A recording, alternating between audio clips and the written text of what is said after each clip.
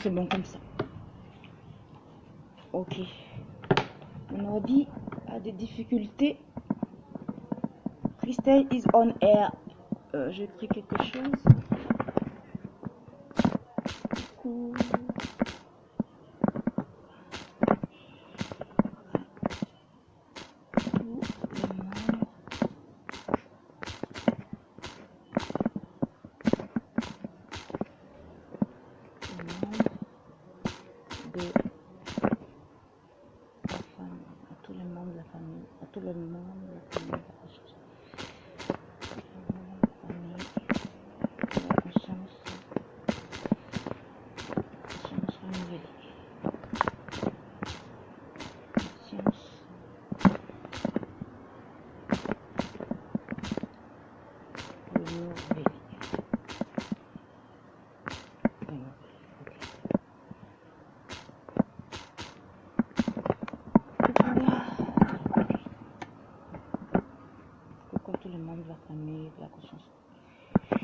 C'est parfait. Ok, je crois que c'est bon. J'ai passé des minutes. Ok.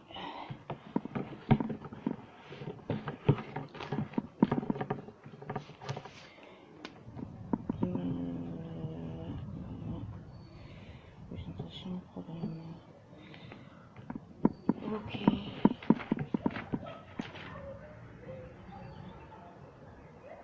C'est bon. Ok, je crois que c'est bon. Je vais commencer parce que dans une trentaine de minutes, je dois aller à un concert à l'église. Donc, je vais commencer maintenant. Oh là là, il y a du bruit. Attendez un instant. Attendez un instant.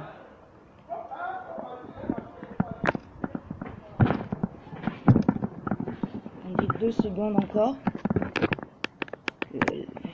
Le passant passe. Et on va commencer.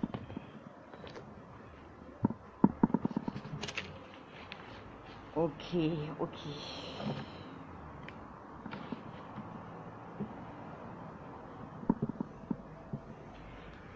Ok. Coucou, bienvenue à Conscience Nouvelle, au live de Conscience Nouvelle. Je suis encore Mangre Christelle Akoussi, fondatrice de ce formidable projet Conscience Nouvelle, qui a pour but de contribuer au changement de mentalité dans notre communauté africaine. Et oui, sans ce renouvellement des pensées-là, rien ne peut se faire. Rien ne peut s'accomplir comme l'on veut. Rien du tout. C'est pour cela, il faut absolument commencer par le départ. On commence toujours par un départ. Voilà. Donc, le départ de toute chose, c'est le renouvellement des pensées. Et lorsqu'on a pu opérer cela en soi, on peut songer, on voit mieux les situations, on peut mieux analyser les situations. Et voilà. C'est pour cela, il est plus qu'important pour nous, peuple africain. Le thème d'aujourd'hui, c'est le racisme obsessionnel des nôtres. Parlons-en. Voilà. Avant de commencer, je vais dire merci à tous ceux qui m'ont souhaité un joyeux anniversaire. Ça m'a fait chaud au cœur. Ça m'a fait chaud au cœur. Demain, je vais mettre un visuel qui se chargera de vous dire merci. Ça sera une très belle surprise d'ailleurs. Et j'aurai aussi un petit cadeau pour vous, à tous les membres de la conscience renouvelée. J'aurai à faire, je vais faire un genre de recueil, un recueil de pensées les plus riches, parce que je mets 2 fois ou 3 fois par semaine des pensées, et je vais choisir parmi ces pensées là les plus stimulantes, on peut le dire, les plus inspirantes, et plus parce que je mets toujours des affiches et leurs explications. Je veux mieux les travailler et je vais voir dans quel format le mettre pour vous. Ça sera gratuit, c'est tout juste mettre vos données mail et tout ça, c'est tout. Et puis plus tard, je ferai un MP3 de toutes mes pensées, de toutes mes façons de voir les choses.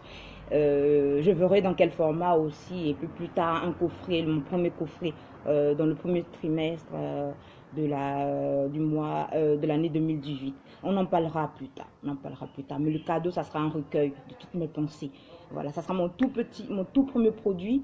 Donc je vous l'offre en cadeau. Et pour vous dire merci d'être là, de me supporter, de me soutenir dans mon œuvre et de me permettre d'avancer. Voilà. Le racisme obsessionnel. Voilà, c'est quoi en fait? Pourquoi j'aimerais parler de ce point-là? Pourquoi un racisme obsessionnel? Il y a 2-3 semaines de cela, j'aurais dû faire ce live-là. Bon, il y a eu après l'esclavage en Libye. Ensuite, il y a eu le problème de décès de ma meilleure copine des années collège. Donc, j'ai pas pu faire ce live-là. Donc ce live vient à un bon point. Ça a été déjà prévu avant même l'affaire de Libye. Donc voilà, j'avais pensé à ce live parce que il y a 2-3 semaines de cela, il y avait un problème avec un des joueurs français de l'équipe française. Je crois qu'il s'appelle Evra, Patrice Evra. Voilà. Il y a eu à une émission, on parlait du problème qu'il avait eu. Oh voilà, les gens les choristes de mon église qui y vont. Dans une heure, ou dans moins d'une heure, on aura un concert gratuit. Donc, ouais, pour la gloire de Dieu. Donc, les voilà qui rient. J'ai pas envie de filmer les gens à leur insu. Donc, je ne vais pas le faire. Donc, bref, revenons à nos moutons. Donc, il y avait une émission où on débattait du problème de Patrice Evra et un des animateurs ou un des activistes donnait l'explication pourquoi il a agi de cette façon-là. Et en s'expliquant, il a dit que il s'agit en fait, d'un problème qui vient de loin et qu'il a toujours été victime de racisme. Et l'un des animateurs, avant que l'animateur même réagisse, je dis mais on doit toujours parler de racisme. Et je vois l'animateur qui dit, mais c'est devenu une obsession pour vous, le racisme. Effectivement. Le racisme est devenu... on voit le racisme partout. Partout. Je me pose toujours la question, pourquoi nous voyons le racisme partout? Le diable existe. Il a même écrit un livre, je vous l'ai présenté. Le diable existe. Le voir partout devient obsessionnel. Voilà, le voir à chaque coin de rue, c'est un problème. C'est comme voir dans chaque action qui nous arrive la main du sorcier, ça devient un traumatisme. Donc, y a un film comme cela qui passait dans les années 90, au début des années 90, Papa Bonheur, de Bill Cosby Show. Il avait un show humoristique incroyable qui nous a bercés. Et donc ce qui s'appelait Papa Bonheur, et à l'intérieur Bill Cosby dans une des scènes et tout ça travaillait dans une usine et il était de dos et il y avait un patron qui lui criait là-dessus parce qu'il ne voyait pas le patron, il était de dos. Donc le patron derrière lui criait là-dessus, tu es renvoyé, tu ne travailles plus ici. C'est la dernière fois. C'est le langage de haine et tout ça. Et avant de se retourner, il dit, puisqu'il est de dos, Bill Cosby, puisqu'il est de dos, il dit, ah, je comprends pourquoi. C'est parce que je suis noir que vous parlez ici. Lorsqu'il se retourne pour voir son patron, le patron est plus noir que lui. Un nez comme cela. Enfin, un vrai noir même, un vrai noir. Enfin, on ne peut pas dire qu'il a un peu métis en fait. Un vrai noir. Puis il crie là-dessus et tout ça. Et le public, tout le monde qui se met à rire, ça montre un peu ce côté, cette croyance figée là, ce côté obsessionnel de toujours voir en toute action des autres races contre nous la haine. Bien sûr que il y a beaucoup d'injustices faites aux Noirs. On ne peut même pas les dénombrer. C'est indénombrable. C'est indénombrable. Le racisme existe partout. Moi-même, j'ai été victime de racisme. Lorsque je parle de race, c'est clair, c'est vrai qu'il y a une seule race, on ne va pas rentrer dans ce genre d'explication. Il y a une seule race, mais je parle de l'apparence. Hein. Ses cheveux crépus, ses afros, cette couleur sombre et tout. C'est lié à des traits de caractère liés à un peuple bien précis. Donc, on sait de quoi on parle lorsqu'on parle de race. Donc, c'est différent, on a différentes apparences.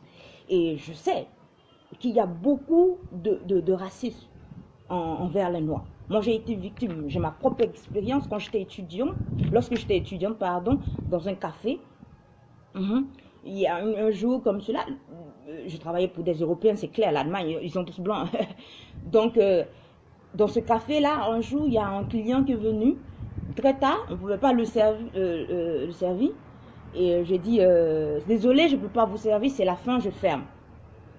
Et en colère et tout ça, il ne peut pas tolérer qu'une négresse lui dise quoi, ce qu'il a fait. Ou lui dise quoi que bon, il s'est mis oui, dans tous ces états. Et un des clients était vexé d'entendre ça, mal à l'aise et tout ça. J'étais choquée, c'était la première fois d'entendre une insulte raciste envers moi. Et lorsque j'étais dans un cabinet d'avocat aussi, j'ai eu à l'expliquer. J'étais mon premier stage et tout ça, et les clients qui venaient, je savais qu'ils se disaient, oh, une noire, non, sans doute qu'elle fait le ménage ici. Ah non, elle travaille, elle est l'assistante elle est la collaboratrice de l'avocat principal. C'est suspect. Et une fois, j'ai eu mon temps, un des clients un peu nerveux, un vieux monsieur, et l'avocat qui dit, le maître avocat avec qui je travaillais, disait, ne vous inquiétez pas, elle a étudié dans nos universités. Et le calme est revenu. Il s'est rendu compte qu'à travers ma couleur, à travers l'apparence de noir que j'ai et tous les clichés qu'il a, tout ce qu'il imagine des noirs, tout ce qu'il pense des noirs, le rideau s'est déchiré. Il a commencé à me raconter plusieurs choses, plusieurs choses, et les choses sont bien passées. Hein. La séance avec ce monsieur, ce client, s'est bien passé et tout ça. Et voilà. Hein. Chacun d'entre nous a été victime de racisme. Hein. Il y a eu, on voit des bavures policières aux États-Unis, entre guillemets, des bavures policières aux États-Unis. C'est pas fortuit. C'est des signes de racisme derrière, beaucoup, et les jugements, tout ça le prouve et tout ça. Donc, chacun d'entre nous a son histoire, a été victime de cela. Hein. Et il faut savoir que le racisme, c'est la haine des autres, la haine des autres. Et souvent, les autres races, c'est vrai, pensent qu'ils sont supérieurs à nous, que nous sommes, que nous avons, parce que je me suis rendu compte plus tard que le racisme n'est pas lié, en fait même, c'est pas lié même à notre couleur de peau. Ça va vous choquer, mais ici, il y a toujours un mot qui choque. Il y a toujours une discussion, quelque chose qui choque et tout ça. Lorsque vous reviendrez, vous allez laisser des commentaires, je pourrais aussi répondre. Mais je me suis rendu compte que c'est lié à notre histoire et non à notre couleur de peau. Parce que notre couleur de peau, elle est belle. Beaucoup aimeraient avoir cette belle couleur de peau. Beaucoup aimeraient avoir notre apparence. Beaucoup aimeraient... ça, moi, je l'ai vécu, j'ai eu même... Il y a les preuves de ce que j'avance. Des gens aimeraient avoir la couleur de nos yeux. Pourquoi nous, les femmes noires, on a des yeux comme ça? On dit des yeux de lion. Moi, je ne vois pas ça, c'est pas péjoratif. C'est parce que c'est très beau à voir et tout ça. Et je crois que c'est lié en fait à notre histoire. Parce que par le passé, on a fait de sales boulots. On était des esclaves. Une partie de nous était esclaves, travaillaient dans le champ des Européens. D'autres étaient des boys, des gens des personnes à tout faire. Et au fil du temps, même après l'esclavage, les Noirs ont toujours vécu dans la misère. Et l'image est toujours restée que c'est des vauriens, des gens bonariens, toute chose négative. Comme on dit, le cœur est noir. Tout ce qui est négatif porte la couleur noire. Comme disait un poète sud-américain, si Dios fuería negra, todo cambiaría. C'est en espagnol qui veut dire que si Dieu était noir, tout changerait. Tout changerait. Tout changerait. Et c'est une façon d'exprimer son ras-le-bol, de voir toujours les noirs brimer. Parce que c'est lié à notre histoire, à ce qu'on était par le passé. Et il y a un mot toujours allemand qui dit Einmal unten, immer unten. Une fois, si tu as été une fois en bas, tu seras toujours en bas. Une fois en bas, toujours en bas. C'est parce qu'on a été une fois dans la société, au bas de l'échelle, que les gens nous méprisent. Et le racisme existe. Bien sûr. On méprise notre langue. On dit que c'est Dieudonné, le Mbala Mbala, le grand humoriste, dit que c'est le balbutiement. C'est pas des paroles que l'on exprime, c'est le balbutiement instinctif qui sort de notre bouche. Il faut nous pardonner. C'est pas, donc on nous apprend à parler, on nous a appris à parler, on nous a appris à écrire. Donc tout ce poids négatif de l'histoire est resté dans la mémoire des gens. Et les gens l'ont colporté. Des gens osent même voir même dans la Bible même le côté raciste. On m'a dit ne jamais avoir à rentrer dans ce genre de discussion. Chacun fera, chacun aura à faire sa propre expérience avec Dieu, rencontrera Dieu et fera sa propre expérience. Lorsque il aura éclairci des choses, je vais éclaircir. Mais je ne viendrai pas évangéliser. Mon acte même doit évangéliser. Voilà, je pense. Donc, je ne vais pas rentrer dans les détails, mais on a commencé à voir même dans des choses spirituelles, dans des choses, dans des livres saints, dans des choses où nous tous nous sommes égaux devant Dieu, du racisme. Hein, que le fils de Noé était noir, c'est pour cela le malheur est venu et tout ça, et que Jésus a des yeux bleus, ce genre de choses. Et on voit le racisme qui a commencé à naître dans le cœur. Chez nous, les noms, on ne parle pas de racisme, mais de haine, qui a commencé à naître dans le cœur des uns et des autres. Et donc, tous ces clichés-là, tous ces clichés, on peut le dire, tout ce poids de l'histoire a créé un complexe de supériorité chez les autres races et un complexe d'infériorité chez nous. Mais je me pose aujourd'hui la question. Allons-nous toujours pleurer éternellement? Allons toujours nous lamenter? Allons toujours chercher à quémander par des plaintes afin d'obtenir la clémence des gens, le respect des gens. C'est ça mon problème. C'est ça mon problème. Parce que lorsque je parle de ce fameux Bill Cosby et de sa scène où il croyait que le chef était noir, parce que c'est vrai que les Blancs ont une croyance, ils ont un complexe de supériorité qui vient du poids de l'histoire, ils nous ont toujours brimés, ils nous ont toujours écrasés. Il faut savoir que nous aussi, de notre côté, il y a eu ce complexe d'infériorité et ça figeait une croyance que beaucoup d'Européens ne nous aiment pas, n'aiment pas notre couleur de peau, nous détestent. Donc, ça crée une forme de croyance figée dans notre esprit. Et cette croyance figée-là est une croyance dangereuse. Toute croyance figée est une croyance dangereuse. S'il n'y a pas d'évolution, si tu ne peux pas adapter tes croyances à une situation donnée, c'est très, très dangereux pour toi-même. C'est pour cela, je pense que cet état de fait-là, de toujours ramener toujours cette histoire de racisme, lorsqu'il y a un problème, on se dispute avec quelqu'un d'une autre couleur, on se dit, ah, c'est parce que je suis noir que. Lorsque il y a une punition objective même, on a du mal, nous, en tant que noirs, à voir cela. Lorsqu'il y a une relation, comme on dit, d'égal à l'égal, on a du mal à être mis sur le même piédestal. Dans notre esprit, cette croyance revient que on ne nous respecte pas parce que nous sommes noirs. Alors que non, le respect s'impose. Le respect se mérite. Il faut le savoir. Souvent, je me suis posé la question de savoir pourquoi, par exemple, en Europe, on respecte plus les Noirs américains que les Noirs africains. Pourtant, c'est les mêmes Noirs en fait. Il n'y a aucune différence entre nous.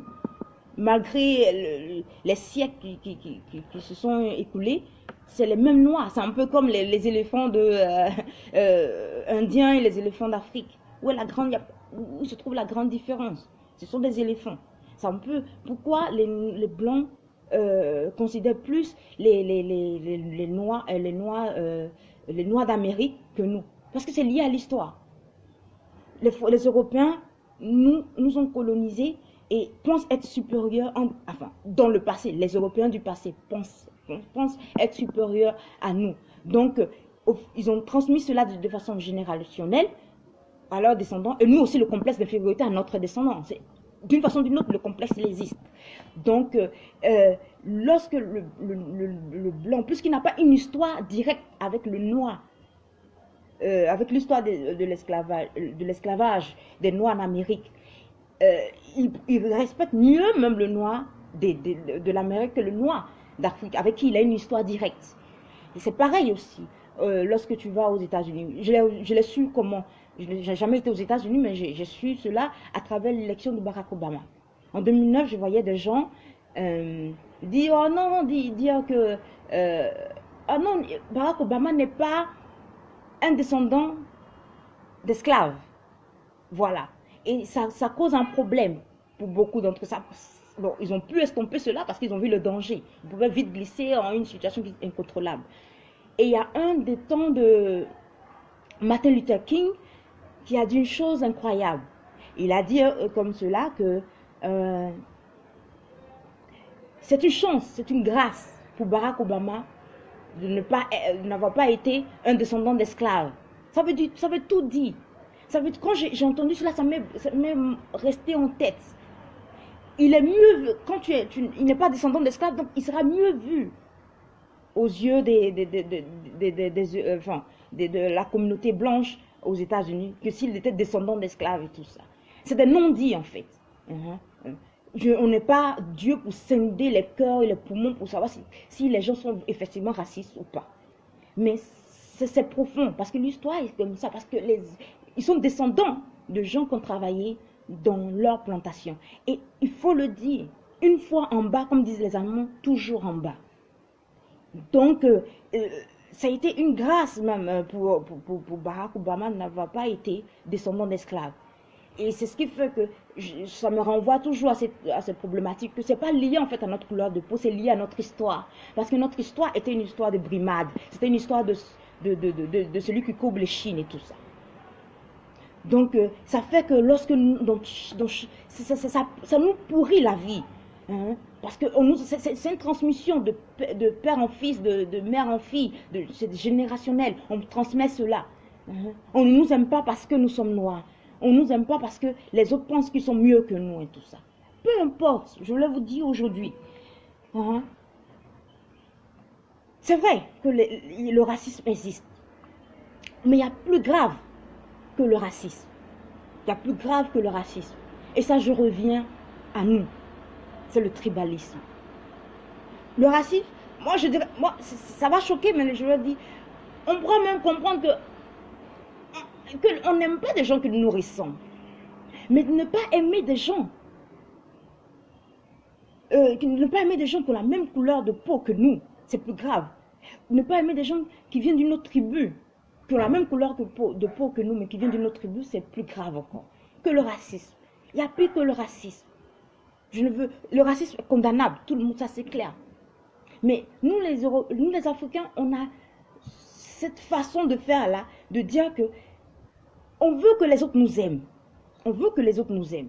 Les autres ne nous aiment pas, mais les autres s'aiment entre eux. Mais nous, on n'aime pas les autres. On aime les autres, mais on n'aime pas les gens qui nous ressemblent. Pour moi, c'est un choc. Pour moi, c'est un choc. Parce que le tribalisme, ça ne devrait même pas exister. Ça ne devrait même pas exister. Lorsque tu vois des Noirs quelque part, au lieu de s'unir, ils sont très déchirés. Et les Européens le savent. Lorsque tu vois lorsque le noir sait que tu ne viens pas du même pays que lui, et non, ça c'est la guerre. Non, je n'aime pas ces gens-là. Ils sont de... Non, ces gens-là, non, non. Les gens de ce pays-là, non. Ces gens de ce pays-là, non. Alors que on aurait dû s'unir d'abord et chercher à combattre quelque chose d'autre. Parce que les autres, entre eux, il n'y a pas cette forte divergence. Il n'y a pas cette forte divergence. Alors qu'entre nous, si. Si tu n'aimes pas les gens qui ont la même couleur de peau que toi, si tu n'aimes pas les gens qui te ressemblent, peux-tu aimer? Moi, je me pose la question, peux-tu aimer les autres qui ne te ressemblent pas? Si oui, il y a un problème. Commençons par nous d'abord. Commençons par nous d'abord. Commençons à éradiquer le tribalisme entre nous. Parce que ne pas aimer des gens d'un autre pays, mais du même continent que toi, il y a un problème. Et pire encore, d'aimer des gens du même pays que... Ne pas aimer des gens qui ne sont pas du même pays que toi. Mais aimer les gens et me détester les gens de la même tribu, du même pays que toi, c'est... Oh, je ne sais même pas quoi dire. J'ai du mal même à exprimer cela. Oui. Dans un même pays, il y a les Hutus, les Tutsis. Bon, ça n'existe plus. C'est un exemple que je prends. Dans un même pays, des gens ne s'aiment pas. Dans un même pays. Toi, tu appartiens à cette tribu-là. Toi, tu appartiens à cette tribu-là. Non, les gens de cette région-là. Non, les gens de cette région-là. Non, pas chez moi. Balaie devant ta porte d'abord. Avant de voir le racisme des autres. Avant de vouloir que les autres t'aiment. Balaie devant ta porte d'abord. C'est plus qu'important. C'est plus que nécessaire.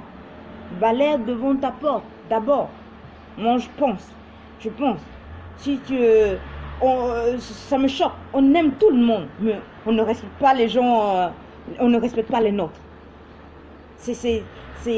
Commençons la solution avant de parler du racisme des autres, de voir le mal des autres, de parler du racisme obsessionnel à chaque coin de rue. Commence d'abord à travailler sur toi. Commence d'abord à travailler sur toi. Commence d'abord à éradiquer ce complexe d'infériorité, parce que les autres ne viendront pas faire ce travail à ta place. Les autres ne viendront pas dire, ok, puisque tu te plains chaque jour, à chaque heure, de ce que on ne t'aime pas, on va, à compter d'aujourd'hui, on va décréter un jour où on va aimer toutes les races, même vous les noirs. Non, il n'en aura pas. C'est les actes que tu poses, c'est d'éradiquer les clichés qu'on a de toi. Moi, je suis allée une fois en Espagne, j'étais... Les nôtres, les gens que nous ressemblent, je ne sais pas de quel pays, je ne veux pas vexer des gens, mais je les ai vus dans la rue de Madrid. Je regardais de l'autre côté, parce que ça faisait honte. Ça faisait honte.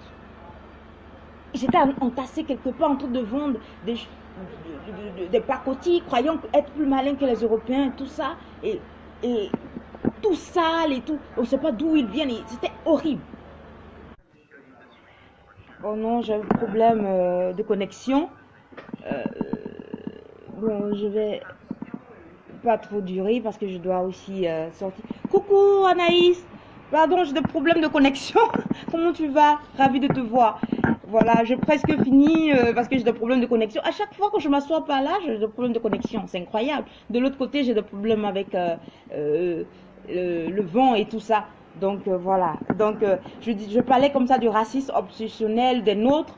On voit toujours le racisme des autres. On voit en chaque acte des autres races des sentiments de haine, de racisme vis-à-vis de nous. Lorsqu'on fait une chose, on se dit, ah, c'est parce que je suis noir que on agit comme ça avec moi. Alors que souvent les gens ont une analyse objective d'une situation. Mais le fait, eux-mêmes sont gênés du fait que nous soyons là, nous savons que enfin, je peux dire du fait que nous savons qu'ils savent, nous savons ils peuvent avoir ils ont un complexe, nous savons qu'ils ont un complexe de supériorité vis-à-vis de nous, ils se sentent eux-mêmes gênés. Donc, je crois que j'étais sur le fait parce qu'on nous a, c'est de façon générationnelle, c'est un complexe. Les Blancs, on leur a transmis le complexe de supériorité, mais chez nous, on nous a transmis le complexe d'infériorité. Et ce qui fait que on est toujours dans ce lien-là. Oui, mais toi c'est comme ça, toi c'est comme ça, toi c'est comme ça, tu lances des pierres. Et moi je dis, c'est vrai que le racisme c'est comme le diable, ils existent. Mais le fait de les voir partout, ça devient obsessionnel, c'est un problème. Voilà. Et je disais comme cela que c'est pas de dire aux gens, aimez-nous, aimez-nous. C'est à nous de travailler, on doit travailler sur nous-mêmes. Hein? On ne doit pas dire aux autres comment ils doivent se comporter vis-à-vis de nous. C'est à nous d'imposer la façon que nous voulons être vus. Et cela, il faut laver les clichés. Il ne faut jamais justifier, comme j'ai toujours la coutume de dire, les clichés qu'on a de nous. Il faut montrer une belle image de nous. Il faut qu'on s'aime nous-mêmes. Et que on arrive à comprendre que il ne faut pas se soucier de ce que l'autre pense de ta race. Que ce soit tout ce qu'ils ont comme préjugés sur toi. Il ne faut pas en faire un problème. Il faut travailler sur soi. Il faut chercher à faire disparaître tous les clichés que l'on a depuis des générations, que le fait que l'on ne réfléchit pas assez, on n'est pas des bâtons, on est des gens, on est là, c'est les affaires de cul qui nous intéressent, on est fainéants. Il faut laver tout ça. Il faut renouveler ses pensées. Il faut dire que non, je suis de la nouvelle génération d'Africains. Tout ce qui s'est passé dans le passé, c'est vrai, je ne dois pas l'oublier. Mais je ne dois pas en faire un problème. Ça ne doit pas être... je ne dois pas transporter cela comme un bagage. Il faut toujours se décharger des bagages. Avec les bagages, lorsqu'on a des bagages tout lourds sur soi, on n'arrive pas loin. Il faut se décharger de certaines choses. Prends ce qu'il y a de bon dans notre culture. Prends de ce qu'il y a de bon dans nos pensées. Et aller de l'avant. En apprenant des autres. En voyant ce qu'il y a de positif dans les autres. On s'améliore soi-même. Et on devient la meilleure version de soi-même. Et on va de l'avant. Donc il faut arrêter de toujours indexer les autres. Hein, de voir toujours le racisme partout. Parce qu'à un moment donné, ça devient des excuses. Ça devient des excuses. Et lorsque une croyance est figée, comme je dis, elle est très très dangereuse même pour la personne qui l'a. Une croyance, elle est faite pour évoluer, pour s'adapter, pour mieux s'harmoniser avec notre façon de vivre, pour nous permettre d'aller de l'avant. Pas seulement rester là et être figé, se dire que tous les blancs, de toute façon, les blancs, ils ne nous aiment pas. Non, non. Moi, je pense qu'il faut dans la vie être objectif. Il faut être objectif. Et dans toutes les conclusions que tu auras de toutes les situations, même s'il y a le racisme qui est là, ce n'est pas ton problème. Ce n'est pas ton problème. Moi, j'ai vécu des situations je vous ai parlé dans ce cabinet d'avocats. Le monsieur, il ne voulait rien entendre. Il ne voulait pas travailler du tout avec moi. Mais lorsqu'on lui a dit d'abord que j'avais étudié dans leurs universités, le respect s'est imposé. Et lorsque il a vu que j'étais pas, j'étais comme on dit en guillemets normal, comme lui, je me suis rendu compte que le voile s'est déchiré et que c'est pas lié en fait à notre couleur de peau, c'est lié à notre histoire et à notre comportement. C'est ce qui fait que les gens nous aiment ou ne nous aiment pas. Si un jour, moi c'est mon souhait pour tous les Africains, on arrive à briser l'omerta, à briser cet omerta, à briser, à changer de mentalité, à aller à une autre dimension, on verra qu'il y aura véritablement des businessmen, des hommes d'affaires émergents africains. Et vous verrez que les gens vont nous dresser le tapis rouge. Le racisme n'aura même plus d'effet. Et ça, je le vois avec les Chinois, je le vois avec les Hindous, les gens de l'Inde. C'était des gens qui étaient vus comme des pauvres et ce genre de choses. Mais puisqu'ils sont devenus des génies en informatique. Moi, je les ai vus en Allemagne, on dresse le tapis rouge pour qu'ils passent. Et c'est pareil aussi pour les Arabes, avec les gens de Dubaï vous les voyez, ils peuvent même s'acheter des clubs dans des lieux européens. Mais il y a des 10 ans ou 20 ans de cela, c'était pas possible. Ce n'était pas question. C'est comme à Singapour, je le disais la fois dernière, j'avais oublié de le dire, que lorsqu'ils avaient eu leur indépendance, tout était de la broussaille chez eux. Mais lorsqu'ils ont évolué, ils sont passés à un autre stade dans leur vie. Ils se sont frottés aux autres. Ils ont compris que le challenge de la vie, les enjeux de la vie, du monde, de ce monde-là, ils sont passés à un autre stade. Et le respect s'est imposé. Le respect s'est imposé et les gens ont commencé à émerger là-bas pour apprendre d'eux. C'est quoi le succès de Singapour? Leur couleur de peau jaunâtre, entre guillemets, pardonnez, excusez-moi si je blesse quelqu'un, a disparu.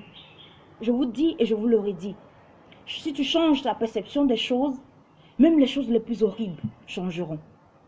Les choses les plus horribles changeront. Les gens ne verront plus ta couleur de peau. Le voile va se déchirer.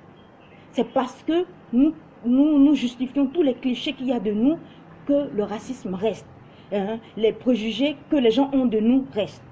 Comme vous entendez, les préjugés, ils jugent avant de nous connaître. C'est lorsqu'ils arrivent à te connaître qu'ils se disent, mais oui, celui-là, il est noir, mais il n'est pas comme les autres. Et c'est au fil du temps. Une personne est comme cela, mais pas comme l'autre. Un deuxième est comme ça, mais pas comme un autre. Pas à pas, ce que l'on pense de nous. Moi, je me souviens très bien, un jour à l'université où je l'aime bien, il est sur mon mur aussi, je l'adore beaucoup, qui est venu, qui faisait des signes de singe. Et moi aussi, j'ai continué. J'ai continué. Je lui ai dit, sale porc, hein, tu pues le porc. Mais aujourd'hui, il est sur mon mur. Et le respect s'est imposé. L'étude qu'il a finie, j'ai fini cela. Si je voulais faire avocat comme lui, je l'aurais fait aussi. Parce que je ne me sens pas à l'appel. Voilà, c'est tout. Donc, c'est ça. C'est pas lié à notre couleur de peau, souvent. On ne nous aime pas parce que nous sommes noirs. C'est parce que l'histoire, d'abord, on a le poids de l'histoire. Et d'abord, nous, la nouvelle génération, déchargeons-nous de ce poids-là. Déchargeons-nous de ce poids de l'histoire. Et allons-y de l'avant. En changeant, renouvelant nos pensées. En agissant autrement. N'agissons pas comme des gens qui commandent toujours. Non. Agissons différemment.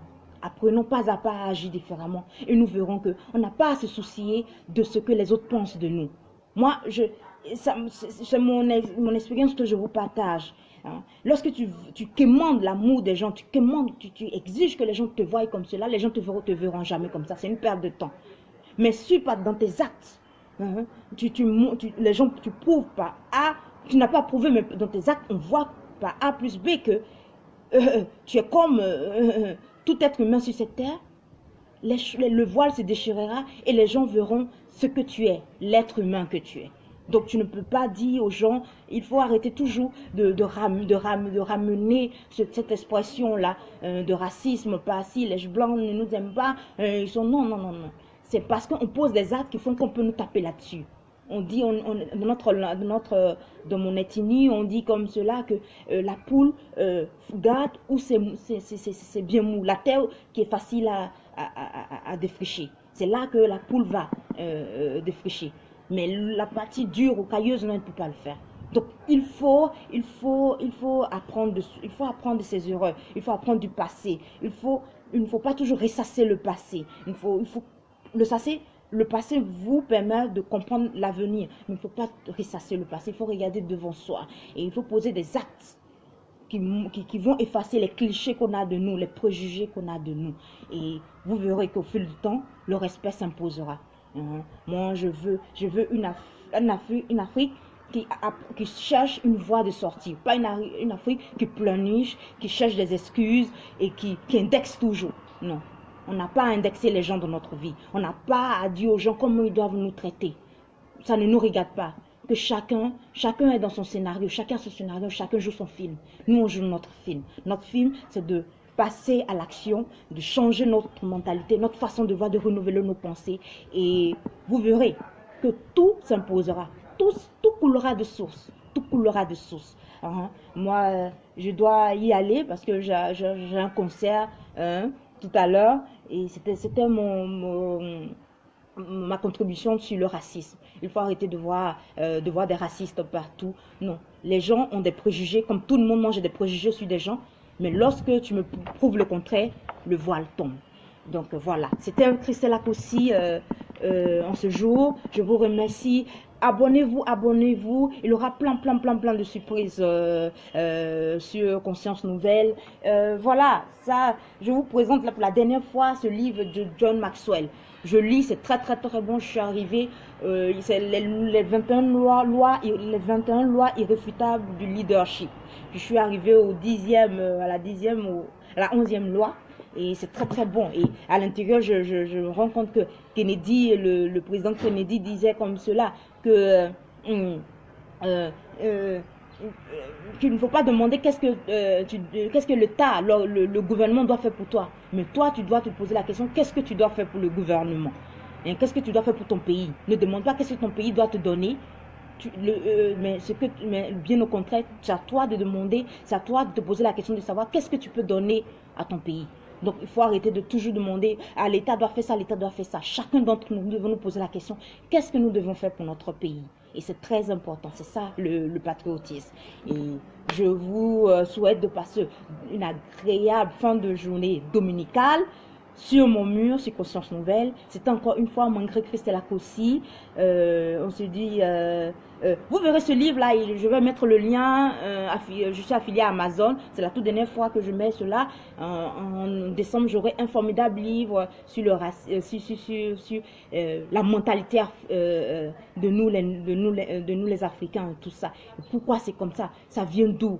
Et ça vient de très loin. Et lorsque j'aurai lu cela, je pourrai mieux vous parler de la mentalité et comment résoudre, comment passer à l'autre cap. Je crois que c'est très important pour nous. J'étais ravie, je crois que vous reviendrez voir ce live. Je vous dis à la semaine prochaine. Je parlerai la semaine prochaine du syndrome de l'imposteur. C'est très important aussi. Je devais le faire depuis, mais je repousse. Et ça sera pour le dimanche prochain dans le live de Conscience Nouvelle. Je vous aime et on se dit à bientôt. Bye.